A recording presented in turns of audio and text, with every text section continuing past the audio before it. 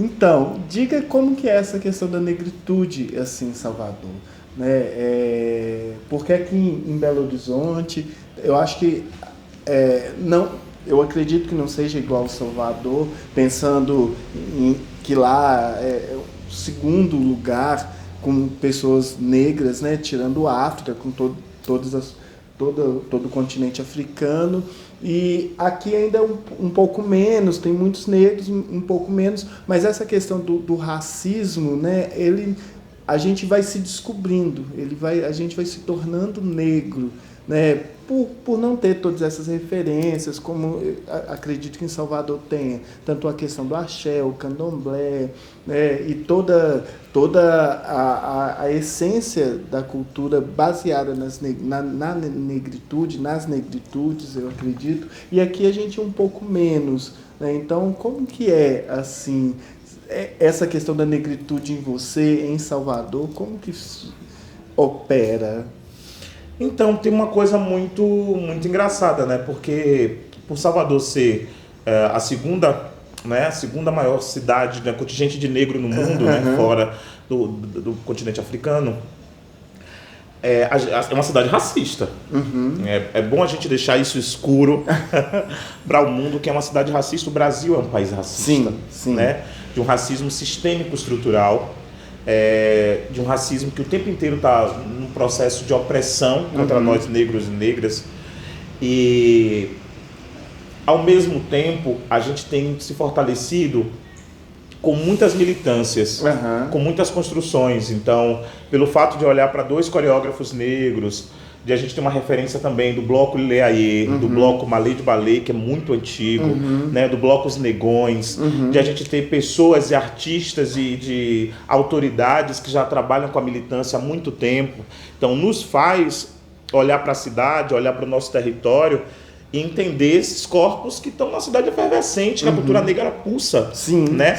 Mesmo sendo engolida pelo racismo. Mas tem algo aí que é poderoso, que a gente precisa só reconhecer esse poder para a gente perceber o quanto a gente pode, inclusive, dar o revés. É o meu sonho, nosso sonho. Mas é isso. A música baiana, ela é racista. É uma música racista, onde a gente tem cantoras brancas no axé. E temos a primeira cantora que inclusive sai do país, que é Margareth Menezes, na década de 80, e ela não tem o mesmo tratamento, o mesmo glamour, mas a gente tem Ivete Sangalo, Daniela Mercury, Cláudia Leite. Então tem essas cantoras e tantas outras cantoras, Márcia Short, cantora negra, né, Carla Vise, Will Carvalho, são cantoras do movimento axé, cadê? Né? Engolido, assassinadas pelo racismo estrutural, pelo racismo sistêmico. A gente tem na dança também, a gente tem em todos os lugares. Se a gente for ver quais são os lugares de poder, quantos médicos pretos a gente tem na cidade atuando, quantos professores pretos e pretas a gente tem na universidade, né? Na escola de dança da UFBA a gente tem a primeira professora preta concursada depois de 30 anos, que é Marilza Oliveira, professora artista pesquisadora, né? Então, como é pensar isso na cidade que foi vendida como uma cidade do encantamento, como uma cidade de uma indústria cultural incrível, mas não é isso que acontece. A gente produz muito, a gente tem uma cultura efervescente, mas ao mesmo tempo a gente é engolida por o capitalismo que agencia, né, e molda a gente o tempo inteiro. Então a gente não pode achar que é só um lugar mágico, não. Né? Tem a favela, tem a quebrada. Eu vim desse lugar, e desse lugar que me construiu, são esses fazeres da quebrada que me construiu. Né? Hoje está na universidade, hoje sou um coreógrafo, sou um artista. Muito dessas cidades, dessas pessoas da minha família, minha avó, né? Da minha mãe, semi-analfabeta, do meu pai com pouca escolaridade, mas que são pessoas incríveis. Né? Quando eu olho para eles, eu digo, devido à ancestralidade que a gente carrega, né? A gente constrói esses corpos que olham, que faz com que a gente mude o nosso pensamento e assim, reentenda enquanto povo preto para transformar. São esses corpos que dançam gritando, né? Essa dança que grita, essa dança em voz alta. Então essa cidade também permite a gente fazer isso, porque não tem como não reconhecer a negritude, ainda que o racismo esteja. Não tem como não reconhecer, porque o nosso povo, a nossa ancestralidade, ela é poderosa. ela é poderosíssima.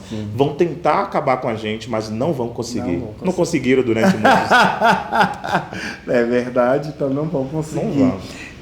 Eu quero saber um pouco também como que é a dança para outros meninos. Você falou um pouco desse lugar. Como que é essa dança? Você, esse coreógrafo preto, né, que chega nos lugares, como que eles veem isso também? Eles se espelham da mesma forma que você espelhou nesses 2 mestres? Eles também se espelham em você nessa perspectiva? E isso também contribui com o olhar deles para com a sua negritude? Eu acho que de certa forma sim, né? A gente não tem de fato assim, como tem em concreto dados, mas eu acredito que sim pela vivência.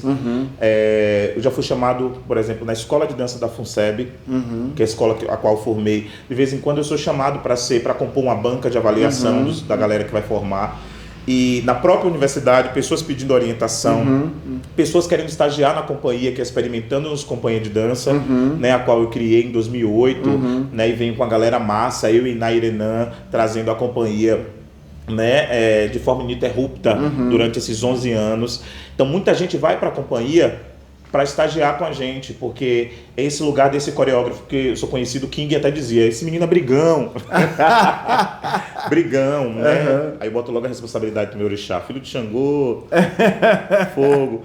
Não, mas é isso, é esse lugar do não conformismo. Então, como é que eu posso contribuir para a cultura e para a formação? Então, dei aula durante 4 anos numa cidade chamada Tremedal, que é sertão baiano, né, semiárido baiano, onde a maioria eram meninos fazendo aula de dança comigo. Sim. Né? E hoje, esses meninos, eu não estou dando aula mais lá, e esses meninos estão fazendo festival de dança na região, estão produzindo dança, estão produzindo encontros artísticos na cidade, estão produzindo arte de mais variadas linguagens. Então eu acredito que nessa perspectiva eu sou de certa forma uma referência no sentido de afirmar a gente pode fazer, né? E esse conhecimento que a ancestralidade nos dá, né? Mesmo tendo uma mãe semi-analfabeta e um pai com pouca escolaridade, eu estou na universidade e essas inteligências elas são construídas por eles, né? Eles que reafirmam. Então esse encontro aqui é uma produção de saber, então uma produção de conhecimento. Então são nossos corpos que estão inscritos, a nossa ancestralidade, a nossa afrodescendência, a nossa ascendência. Então, de certa forma, eu estando na universidade, estou passando por esses espaços, sempre diz assim, olha, Bruno, de certa forma incentiva. Eu acredito que sempre incentiva. E tem um festival da gente também, que em 2019 ele foi a 3ª edição, que é o IPA, Encontro Periférico de Artes. Então, vê que só tem artistas pretos e pretas numa programação de 6 dias.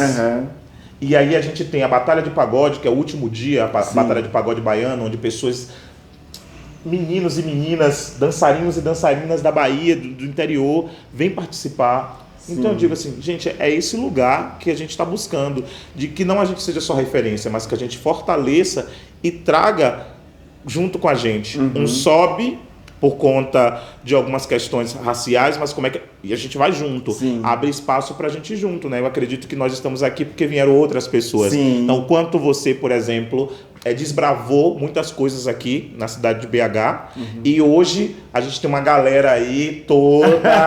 Então, deve a pessoas que realmente construíram isso. Me diga, como que foi essa experiência em Santa Catarina? Foi uma experiência muito boa. Primeiro que o festival chamado Festa Infante, que é um festival de artes cênicas para a infância. A gente foi com o espetáculo da gente de rua, né, que é chamado Palco Nasce Torto e o Backyard, onde a gente faz dança contemporânea na rua, né, inspirada em alguns brinquedos de quintal, né, que a gente, algumas brincadeiras e jogos. E aí, quando o festival, pela curadoria, convoca a gente, eu fiz assim, a gente não quer ir para o centro. A gente quer ir para a perifa da cidade de Itajaí. E a gente disse mais ou menos qual era o lugar. Então eles falaram assim, gente, como é isso? Porque não era comum para o festival. E a gente foi para a perifa, a gente foi e foi para escolas públicas. Que massa. Né? Mesmo sendo na cidade de um estado que é racista, a gente sabe disso, né? Mas a gente foi para uma cidade... Majoritariamente branco. Isso, né? Exatamente. E a gente foi muito bem recebido. Que massa. A gente foi muito bem recebido com a produção do festival e muito bem recebido pelos jovens e as crianças que assistiram o trabalho. E lá o trabalho, eu lembro que durou 1h10. Que massa. Né? Daí que eu trabalho em interação com o público. O público ajuda a construir. o espetáculo. Então foi muito bom. Foi muito bom na cidade de Itajaí esse festival, assim. Ele trouxe para... E foi o primeiro festival que aceitou o nosso espetáculo infantil. A gente participou de festivais de dança contemporânea com esse espetáculo, mas foi o primeiro festival pensando na infância, né? Sim. Eu compus uma mesa também para falar de arte contemporânea, infância, enfim. Mas eu acho que a gente conseguiu provocar as próprias crianças com outros jogos, outras formas de interagir, de se conectar, de se pegar, de se conhecer, através de jogos coreográficos inspirados nas brincadeiras de rua, de quintal, né? Que massa. E como surge a ideia de fazer o EPA? Assim, se falar, hoje vamos fazer o EPA. Foi quase isso. Brincadeira. Acordou num dia e falou, vamos fazer. E o nome é ótimo, né? Porque uma expressão. Vera Verão já usava, né? Epa! Exatamente. E a gente usa muito, né? Acredito que aqui deve usar também essa expressão. Mas o EPA ele surge porque é uma companhia de mais de 10 anos. E a gente não tem um perfil das danças dos festivais no Brasil. A gente sempre submeteu nossos trabalhos, nossos espetáculos, nunca participamos de grandes festivais. Sim. Ou um ou dois, assim, mas... E aí, cadê a nossa arte? Não pode participar? Foi quando eu e Nairenan, que é produtora e bailarina também da companhia, começamos juntos. A gente fez assim, a gente precisa fazer uma mostra, não só de dança, de arte, para a gente fortalecer, né? E entender a arte negra, ou as artes negras essas que são nós pretos e pretas que fazemos, seja na quebrada ou não, né? E a periferia, então quando a gente enfatiza a periferia, a gente está enfatizando as danças da periferia, seja ele o pagode baiano, o passinho, a rocha, agora o passinho de Recife que está bombando muito, né? Então assim, são esses movimentos da periferia que é produção de conhecimento, que é produção de história, que é produção de cultura, que produz capital, mas é abafado e silenciado pelo racismo e pelo capitalismo. Então o EPA ele surge para a gente dizer assim, a gente tem um festival, um festival de preto e preta, de artistas de mais variados. Se você é uma bailarina clássica e pode participar do EPA, assim, né? Basta entender a sua relação com as suas questões ancestrais, com as questões étnicas, raciais, com o que está rolando nas quebradas do Brasil. Então tivemos 3 edições com artistas do Ceará, com artistas daqui de Minas Gerais. A gente teve riquíssima intervenção de Anderson Feliciano, né? A gente teve Viana Júnior do Ceará, a companhia Balé Baiano, a gente teve o diretor do filme Batalha do Passinho do Rio de Janeiro, o cineasta Marca Ramos, né? A gente teve a galera da periferia da cidade de Assunção, no Paraguai. Então assim, é uma galera do estado do Brasil que vai colando com o EPA, assim. A gente fica muito feliz, porque esse lugar da efervescência aqui é um quilombo. É um quilombo no centro da cidade de Salvador, nos teatros onde tem a dança, as artes hegemônicas. Então a gente está lá com artistas da música, do cinema, da fotografia, da dança, do teatro, da performance, da arte, que a gente não sabe que nome dá, né? E com muito pagode baiano, com muito pagode. Que massa. Diga pra gente, assim, um sonho. Um sonho que o racismo acabe. Da semana passada que nós gravamos aqui, a pessoa disse a mesma coisa. Exatamente. Além do sonho, pensando nessas pessoas que estão nos vendo aí, hoje eu estou aqui com Bruno de Jesus, esse artista coreógrafo aí de Salvador. Deixe pra gente uma palavra, uma frase, uma música que você acha que é importante que a gente também saiba, né, que nos motive. Eu acho que quando a gente começa a conhecer a gente mesmo com o nosso corpo e que a gente encontrar o poder que a gente tem na virilha, quando a gente entender que a nossa virilha é poderosa, a gente domina o mundo. Porque esse corpo que dança, esse corpo que é ancestral, é um corpo que está em revolução o tempo inteiro. Porque para a gente estar vivo num país chamado Brasil, é revolução. Não é mais resistência, é revolução.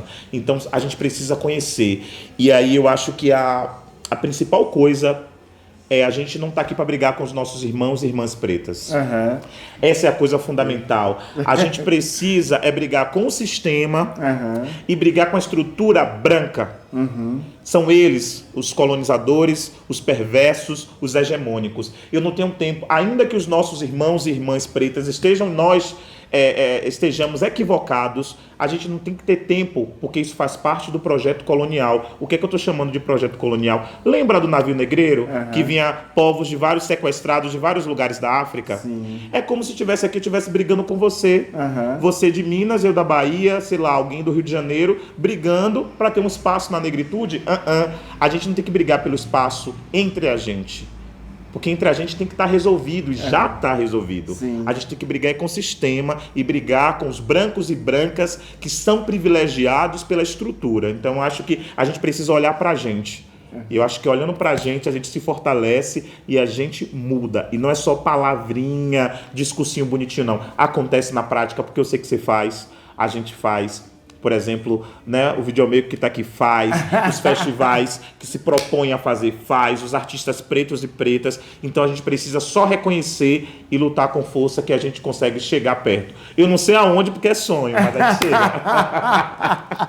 Obrigado, Bruno. Eu que agradeço. E é isso, gente. É o que o Bruno diz, né? A gente precisa se olhar. Quando a gente olha, e vocês estão nos vendo pelos olhos de Luiz de Oliveira, parceiro aí que está nesse processo da série Sofá Azul. Então, olhem, porque de fato a gente vai fazer a revolução. E aí, olha, aproveitar que todo mundo está olhando, que as pessoas vão olhar, olha o nosso canal. Siga lá, hein? Por favor, siga lá o Série Sofá Azul no YouTube. Se inscreva, aperte o sininho lá, vai no Instagram, vai no Twitter é Série Sofá. Vai lá também, deixe seus recados e vamos fazer a revolução. Vamos nos olhar, vamos olhar de verdade, não é só ver, olhar de verdade, para que a gente possa mudar toda essa estrutura e trazer a grande revolução, que é o grande sonho de todas nós.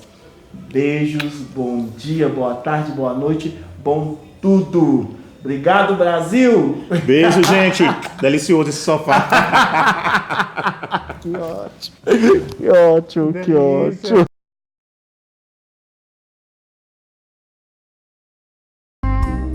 Sobe o tempo breve, silencia a solidão. Sobe o tempo breve, silencia a solidão. Vem me dar um cheiro, vem menino, vem. O meu desejo é te rever de verdade. Pela janela eu grito, tô com saudade. Mata minha vontade, eu tô cheia de amor. Vem me dar um cheiro, vem menino, vem. O meu desejo é te rever de verdade. Pela janela eu grito, tô com saudade. Mata minha vontade, eu tô cheia